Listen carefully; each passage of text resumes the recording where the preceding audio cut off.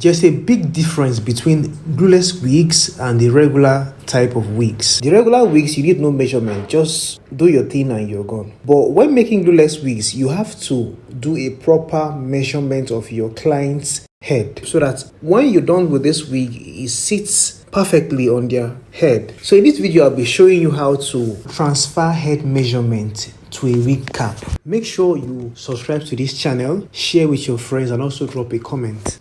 At the top right corner of this video are some details that are inserted, and those are the details of my customer's head size. So the first thing I'm going to be checking out is to know the circumference of the head, which is 22. So 22 is the size of this dummy that I'm using. So the next in line is measuring from the forehead down to the nape. So the forehead down to the nape of my client is 13 inches. So I will be making sure that my T-pin, my control pin, is exactly at 13 inches. With this, I had to push the wig cap a little bit upward so that I can arrive at 13 inches at the dot.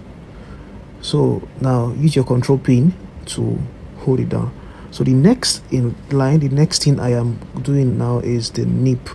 So the nape is 5 inches. Just watch how I'm gonna. So what I'm trying to do is half of 5 inches is 2.5. So I am just going to fold my tape into like half of 5. So I'm going to be putting half of that 5 on the nape area, just where I have that that's my control pin. So that's it now. So after which I am going to be stretching my elastic band to get to 5. So I'll repeat this same thing on the other side so as to get my accurate 5 inch is for the nape. So sincerely, when doing this, you have to be very patient and make sure that every of your measurement is correct. Don't rush it, take your time. And that's why I also tell people, make sure you charge your client very well so that when you are doing all these things, you won't be regretting on maybe you are doing more than, or you're doing more than the money they paid. Now I have gotten my nape, so I will be moving to the next phase. So the width of my frontal is 4. So I'll be doing a measurement from 1 to 4, and this is where the frontal stays. Now I am measuring from ear to ear across the forehead area. So this is very, very important. This aspect of measurement, this is where the frontal sits here. So you have to know the size of the frontal that you're using. The measurement is 12, and as you can see here, I have my pin at the middle. That middle is 6. So I'll be stretching from one side to the other, making sure that I get to 12. So the middle there is, I have my pin pointed at 6, then the length 12 inches. So on this area, I have to use my marker to draw a line. So this is where my frontal is going to be staying. And when placing your frontal, make sure you stretch your frontal out. So the next I'll be doing is the temple to temple.